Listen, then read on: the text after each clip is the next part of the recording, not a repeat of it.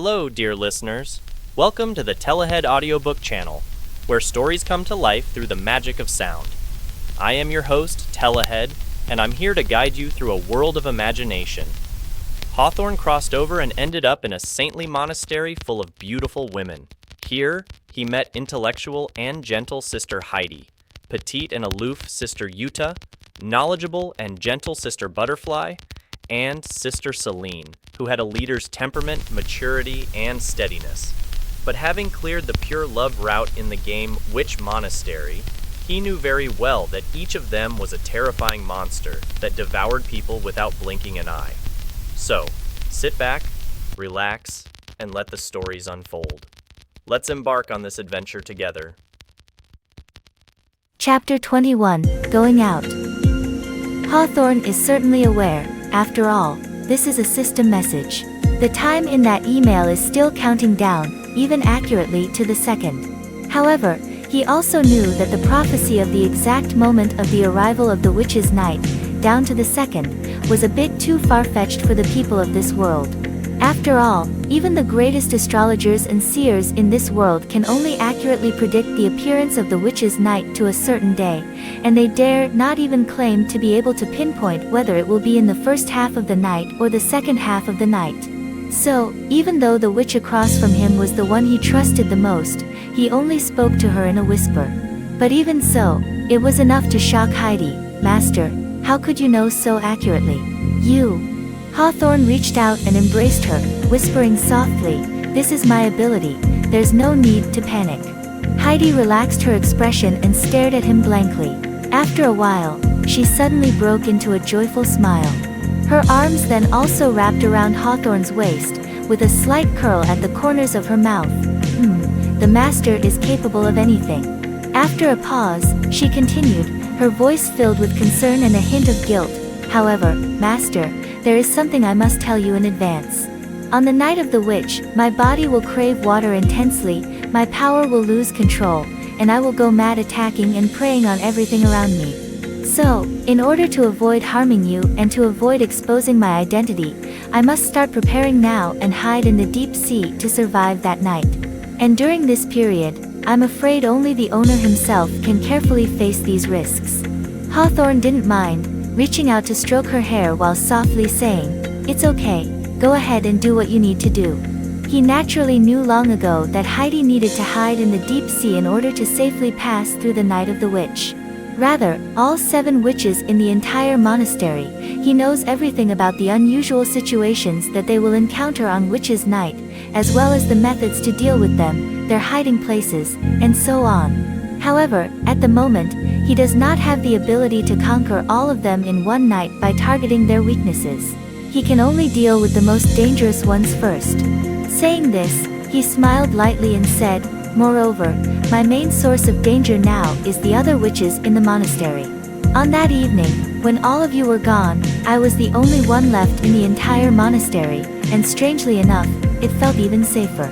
He said this, making Heidi unable to help but smile and nod, saying very seriously, "I believe in the master, everything will be fine." That evening, the two embraced and fell asleep. And the next morning, as the first ray of sunshine appeared in the clear sky of the east, Hawthorne was awakened by Heidi's cheerful morning call. After a pleasant morning exercise, they then enjoyed breakfast together. Heidi is trying hard to change herself. For example, right now, she is trying to change her physical body, at least to have a sense of taste, in various ways, to be more like Hawthorne. After breakfast, Heidi prepared to leave the monastery and go outside to prepare some things she needed for her night with the witches. However, at this moment, Hawthorne finally spoke up and made an additional request. "Heidi, let me go out with you too." Immediately, the girl was extremely puzzled. "What's wrong? If the master wants anything, just tell me, and I will buy it for you. The public security in Nangang district is too chaotic, especially in our monastery. We claim to be located close to the slums in order to conveniently help the poor, but it makes it very easy to encounter some gangsters and hooligans." And in response to this, Hawthorne chuckled lightly, "How coincidental, I am actually going to the slums to gather information and prepare for our future plans." Looking at Heidi's surprised expression, he then reached out and gently stroked her hair, softly saying, "There's no point in telling you. After all, that night, you lost control, and there was nothing I could do to help. But, if this goes smoothly." Saying this, the corners of his mouth slightly curved up. "Yuta is no longer a threat to us." Heidi's eyes lit up, and then she nodded vigorously. She then took his arm and prepared to walk outside together. However, Hawthorne withdrew his arm and said, "It's better if I just follow behind you. In case we encounter other witches, especially if Yuta sees us, who knows what trouble it might cause." Upon hearing this, Heidi's expression also showed a slight disappointment. "All right, let's be more careful then." They walked out one after another as they spoke. The monastery is not originally large in size. Coming out of the room and turning to the front gate, the total distance is less than 100 meters. There were no encounters along the way. However, as soon as they arrived at the gate, a figure suddenly appeared from the side. The lower half of their robe wriggled, almost gliding towards them, saying, "Heidi, you." Speaking, her movements suddenly stopped, and she looked at Hawthorne beside her, with a shocked expression on her face. Hawthorne also looked at the girl in front of him with black hair and black eyes, her appearance gentle and beautiful. Instantly, his heart jumped to his throat as he immediately recognized the other person's identity. It is a butterfly. The memory witch with cascading jet black hair. When she takes off her nun's hat, her flowing locks are enchanting. However, beneath its beautiful appearance, Hawthorne was well aware of how terrifying her true form was, a monstrous creature the size of a small cottage, with a brain-like shape, and various tentacles growing underneath. Once it grabs hold of a person, it would extend into their ear and ruthlessly devour their soul and memories.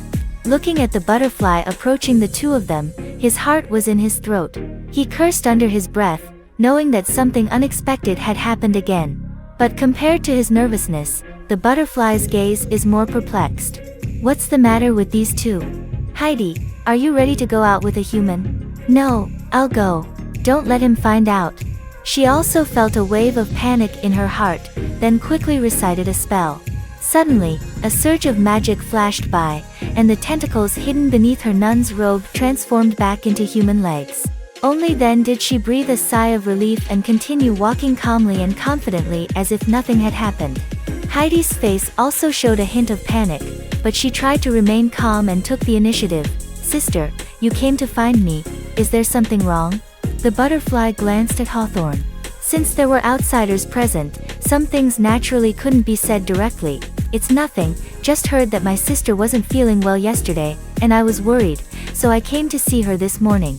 Is my sister feeling better?" The implied meaning is that I am here to care about you. She didn't know, but in fact, among the three people present, she was the outsider. Then, the butterfly's gaze fell on Hawthorne again. "Who is this?" Heidi cursed silently in her heart, thinking that the butterfly was meddling in other people's business. But she still forced a smile and said, "Thank you for your concern, sisters. I'm already fine. This is Mr. Hawthorne, who was previously sick with a high fever, so I've been taking care of him. Now that his body has recovered somewhat, I want to take him out and see if it can help him recover even better." Saying this, she blinked frantically and hinted to the butterfly, "Is there anything else, sister? If not, then I will leave first." Hawthorne lowered his head and remained silent. He still remembered the experience of almost having his eyes gouged out by a single glance from Yuta last time, which had almost become a psychological shadow for him.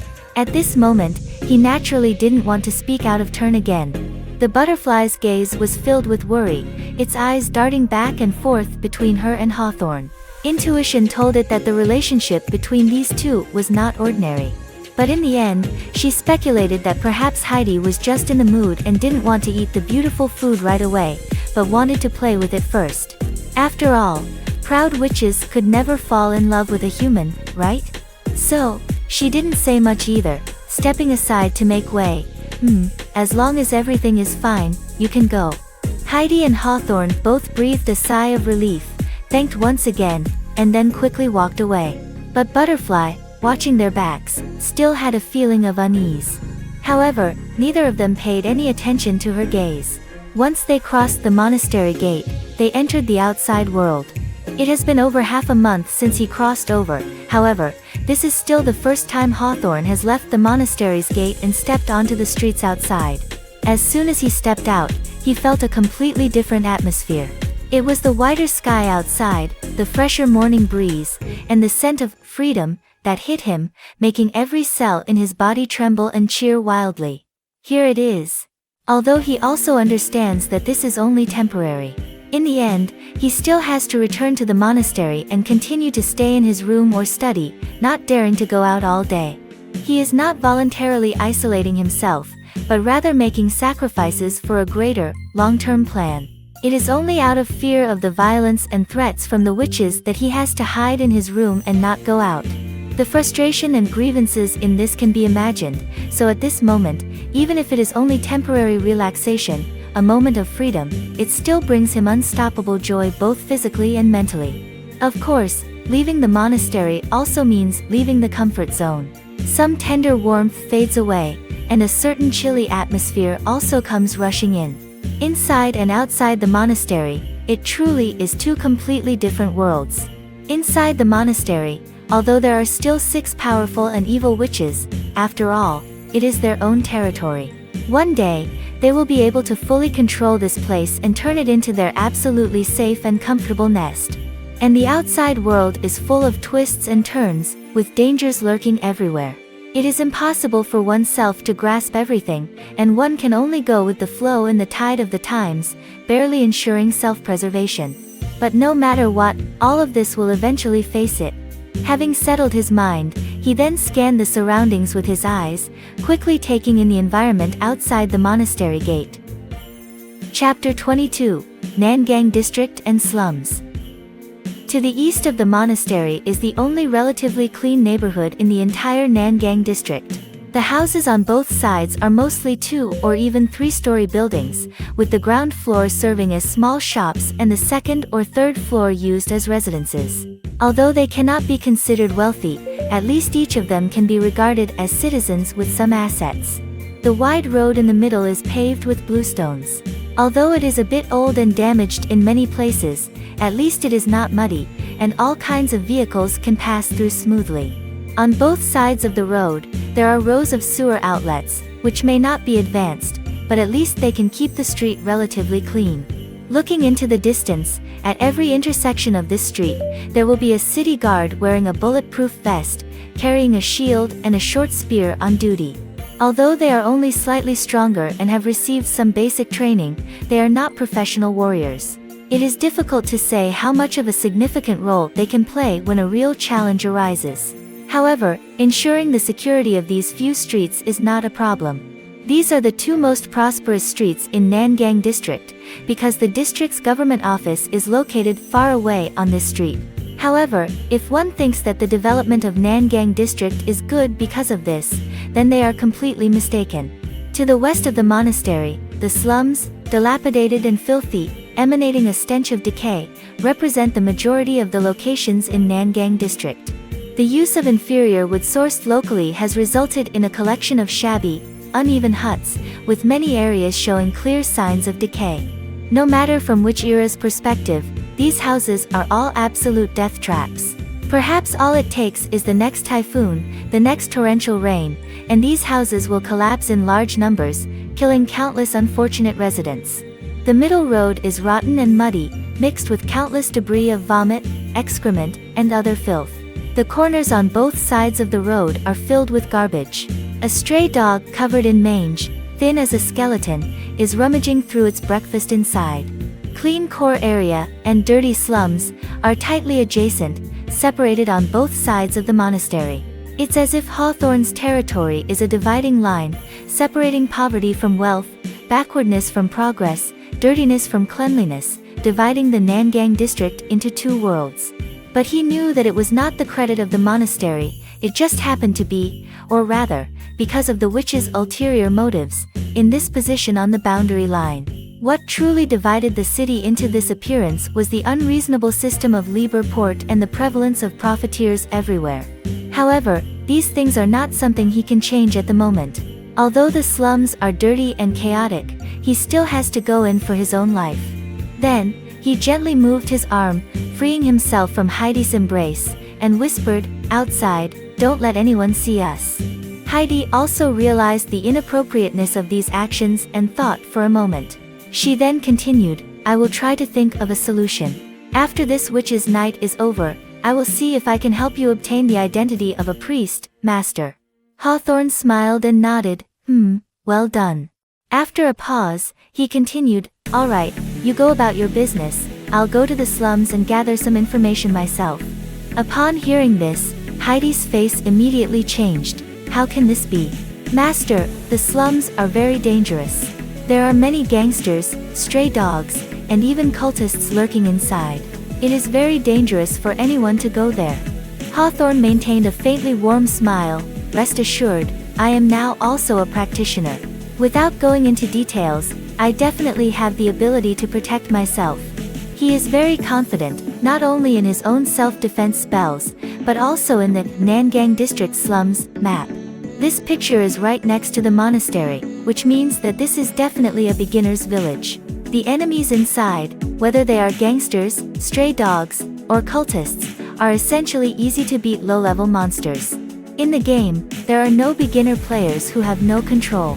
Using the initial level 1 blank character, as long as you don't provoke those few gangster hideouts, you can easily kill through.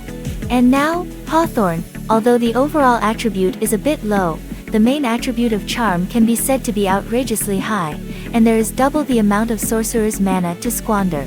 In addition to this, he also has 5 magic books that allow him to cast a spell for free once. As long as he is skilled enough to switch books, he can cast an additional 5 first-level spells during a battle. This combat power, as long as luck is not too bad, encountering those few bosses who happen to be out for a walk, there will definitely be no danger. So, at this moment, he firmly pushed Heidi away and said seriously, "Although my strength is indeed not as powerful as yours, there is absolutely no problem with self-preservation in this slum. I don't want to hold you back because of me. So, Heidi, go prepare what you need to get through the witch's night."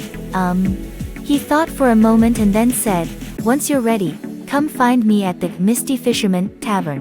I'll be waiting for you there." The previous encounter with Yuta left him with a psychological trauma, and now he really dare not move alone in the monastery. So, he must wait for Heidi to come back and have her accompany him before he dares to go back.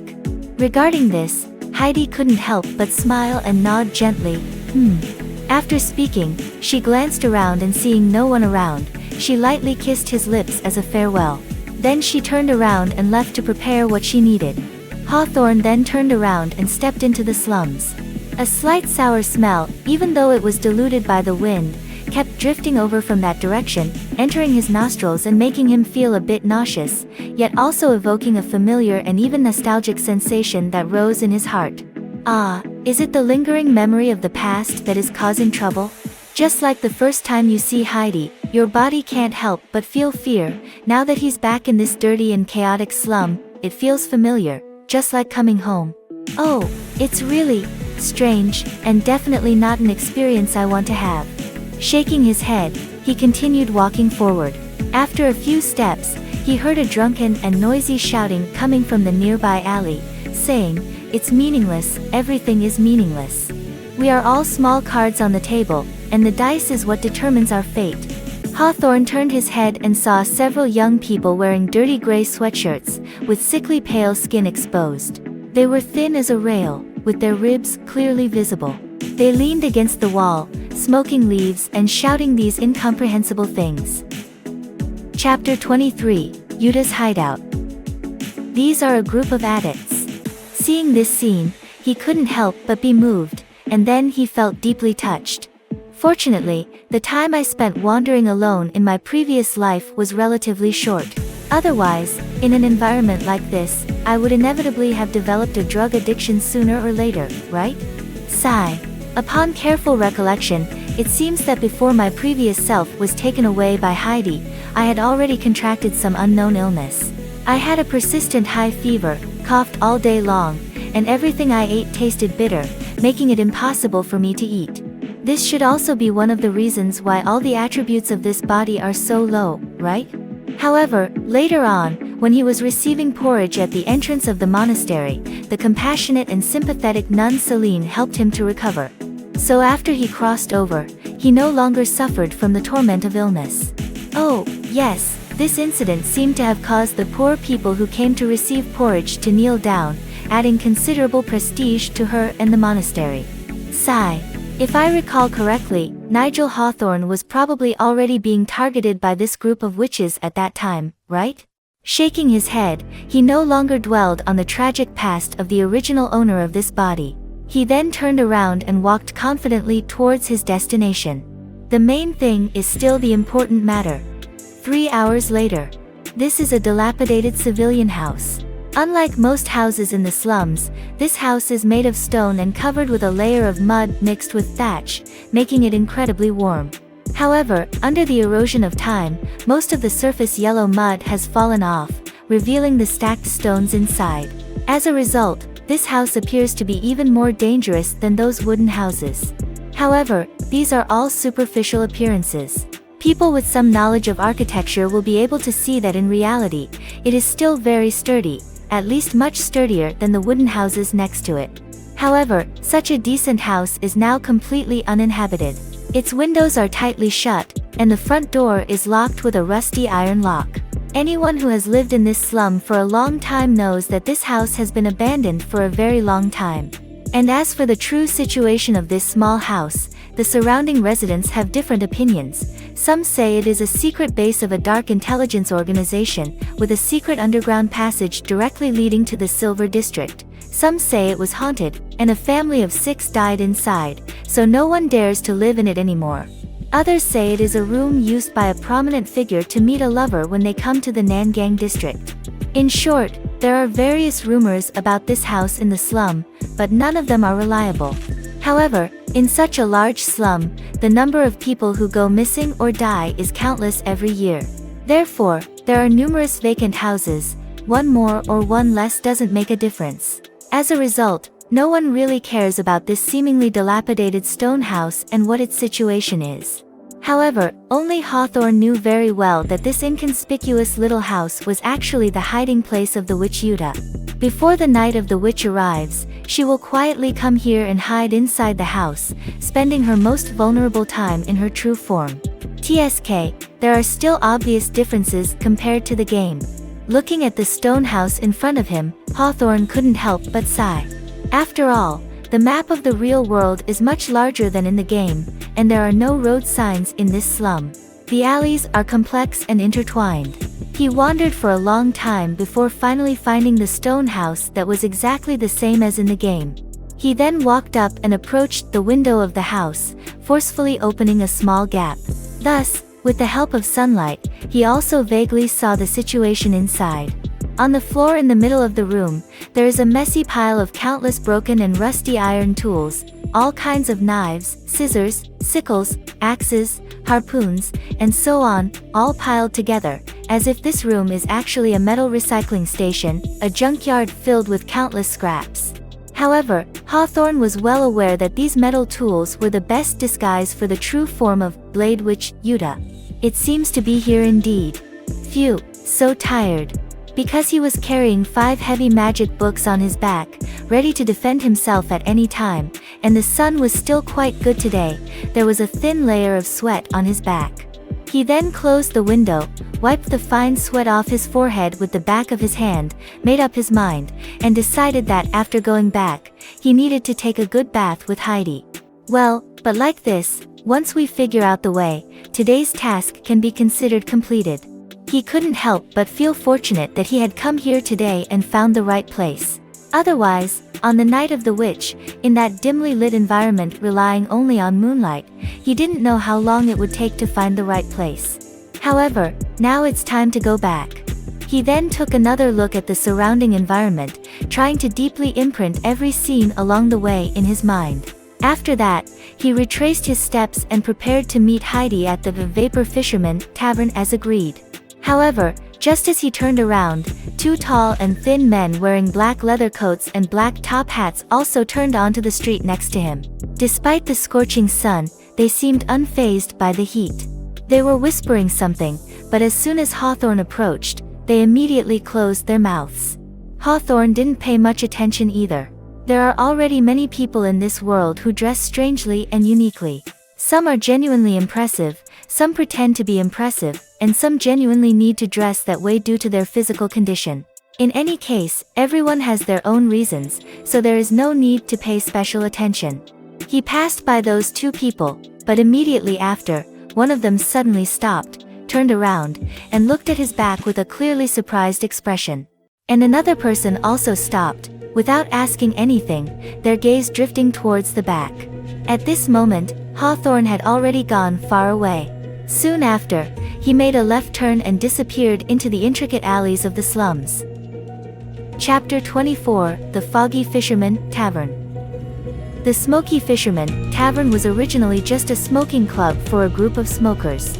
Later, some of these smokers died from smoking-related illnesses, while others quit smoking.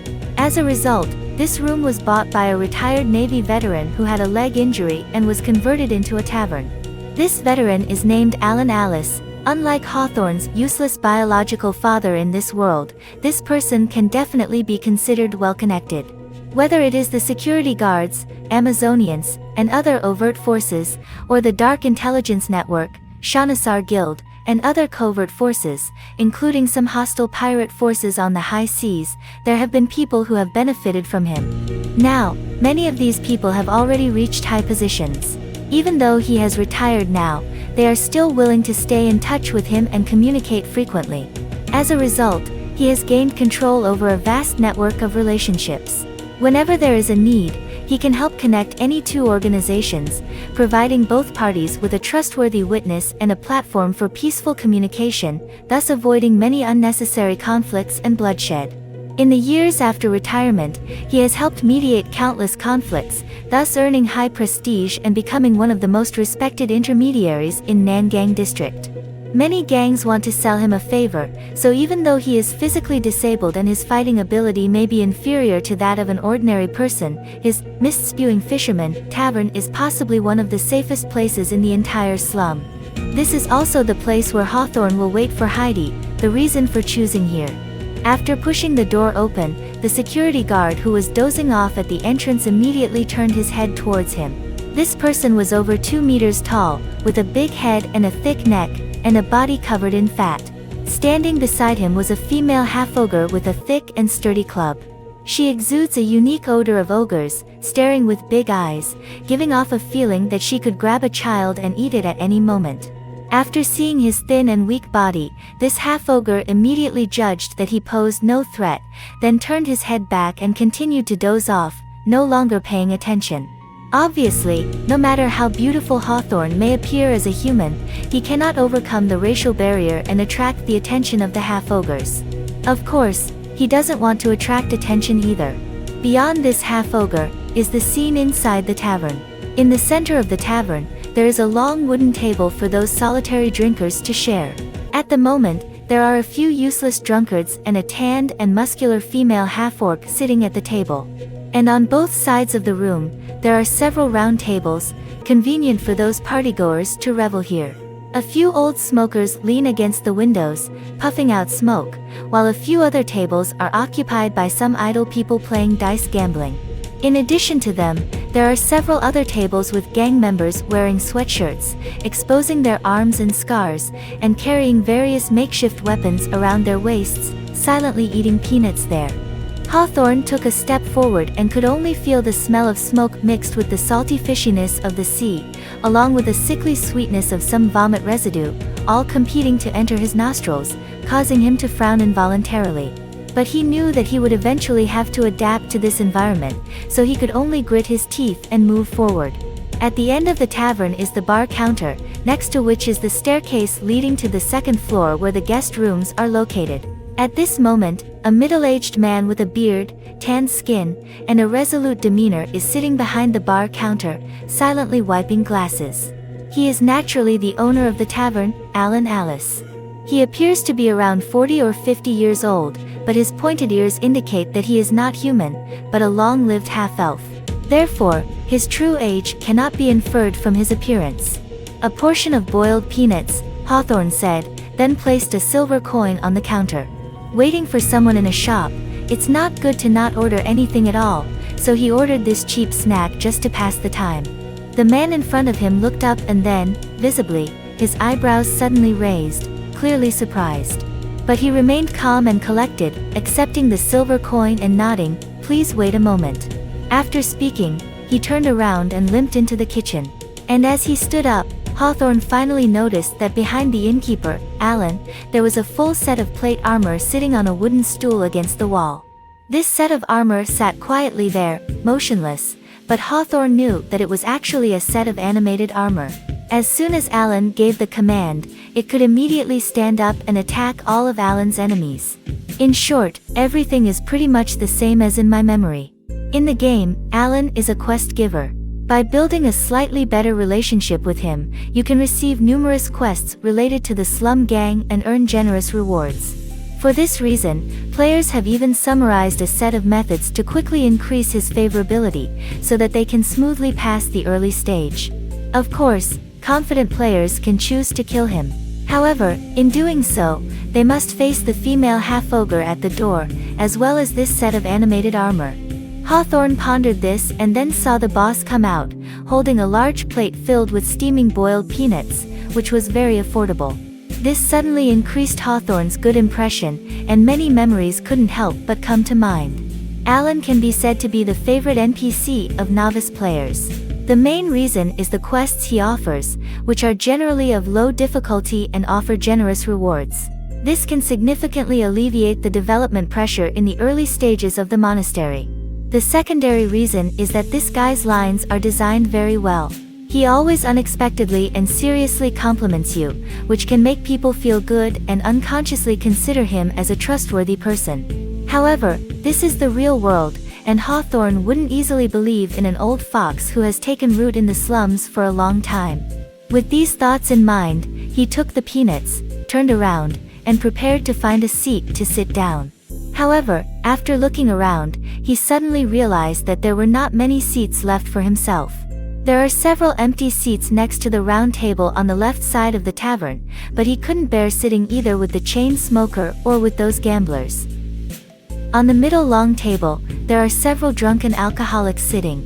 If you sit next to them, these guys might suddenly vomit all over themselves.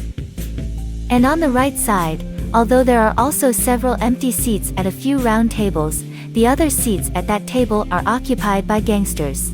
At least a dozen people can be seen with just one glance.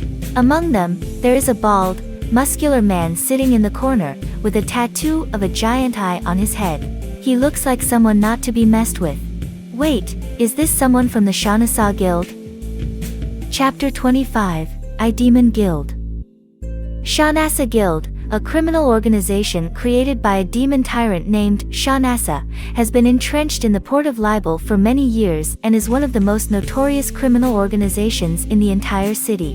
Their cadre symbol is to tattoo a giant eye shape somewhere on their body. Seeing the familiar enemies in the game, Hawthorne's heart suddenly tightened. He knew that these guys were fierce and arrogant, always ready to fight with others over trivial matters. Moreover, they were ruthless and merciless, killing without hesitation. Yes, killing without blinking an eye.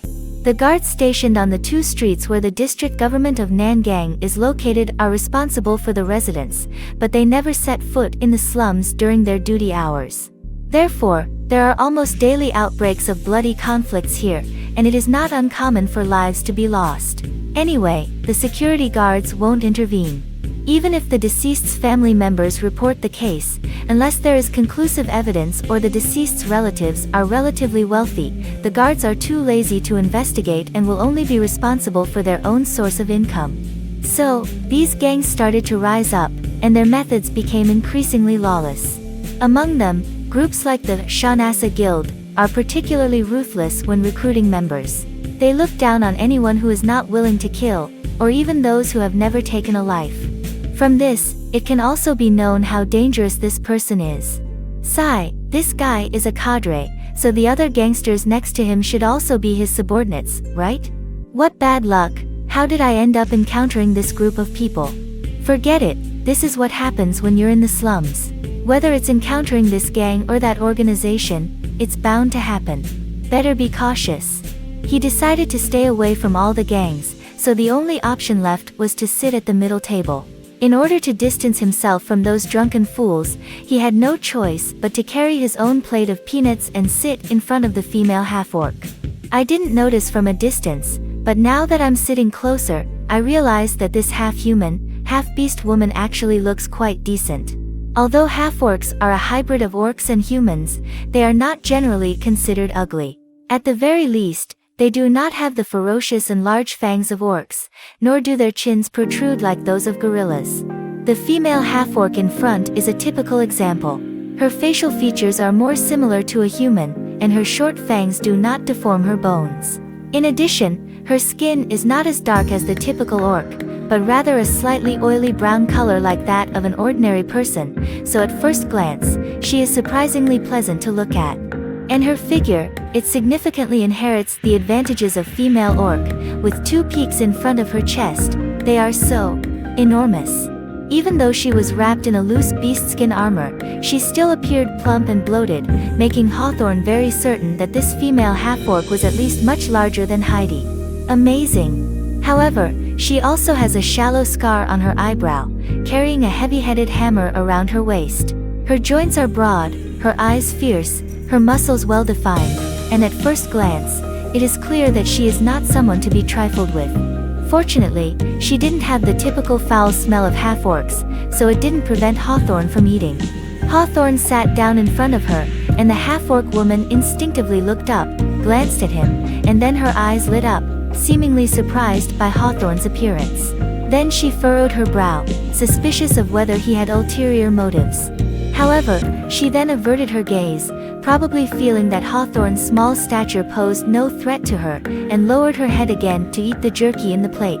But this glance also made Hawthorne secretly cautious. Hiss, always feel that something is not right with this atmosphere. The spitting fog fisherman tavern claims to be safe, but that's just like finding the tallest person among the cripples. In an environment like the slums, how can violent conflicts be completely avoided? Forget it, be cautious, it's never wrong. To ensure his own safety, Hawthorne silently used magic to cast a blade protection spell on himself. As for the mage armor, he had already cast it on himself when he woke up in the morning. Casting a level 1 spell requires 2 points of mana, and it takes 1 hour of rest to restore this mana. The mage armor can last for 8 hours. Therefore, as long as he prepares in advance, he can both enjoy the protection of this spell and maintain a full mana value, and he can also cast 2 first-level spells again. After adding the mark of blade protection, he still felt a bit uneasy. He took out his magic book, Introduction to Elegance, and silently cast the protective spell, Aegis of Agathes, on himself. This ring spell can also help him resist physical damage and reflect freezing damage to enemies who melee attack him. It may not be very useful at higher levels, but when dealing with these thugs, it is definitely a high-cost spell that combines offense and defense. The only downside is that its maximum effective time is only 1 hour, so you can't put it on yourself like a mage's armor first thing in the morning. In short, after casting numerous defensive spells, Hawthorne finally felt a sense of security. At the same time, he silently prayed that nothing would go wrong before Heidi arrived. However, he doesn't want to invite trouble, but that doesn't mean trouble won't come looking for him. Especially, he sat across from that female half-orc. Shauna, the bald little leader who was originally resting with her eyes closed, suddenly opened her eyes and discreetly scrutinized Hawthorne. The remaining gang members also showed hesitation, their eyes shifting back and forth between Hawthorne and the half-human, half-beast woman, very puzzled about the relationship between the two. A clever-looking skinny gangster approached the bald man's ear and said, "Boss, it seems like there's been a change in the situation. That person seems to be in cahoots with Yagura." The bald man's gaze was slightly vacant, neither confirming nor denying. "What do you think? Who is he?" The skinny guy carefully looked at Hawthorne's eyes and hesitated, saying, "Judging from his demeanor, he doesn't seem like someone who would appear in a slum, but rather like a nobleman. I have seen a few highly talented college students before, and they have a similar aura to him. Yes, the temperament is very unique." The bald man nodded slightly, "But that outfit of his was made locally. I can even tell you which store. This is true. Although Heidi loves him very much, she did not buy expensive clothes for him at Hawthorne's request. After all, they were not financially well off and had to spend all their money on necessities. So now, he is only wearing a thin cotton shirt, which is very comfortable and breathable, but definitely not an expensive item. And in the entire Nangang district, there are only a few clothing stores in total. The local gangsters, who are familiar with the area, naturally recognize all of them.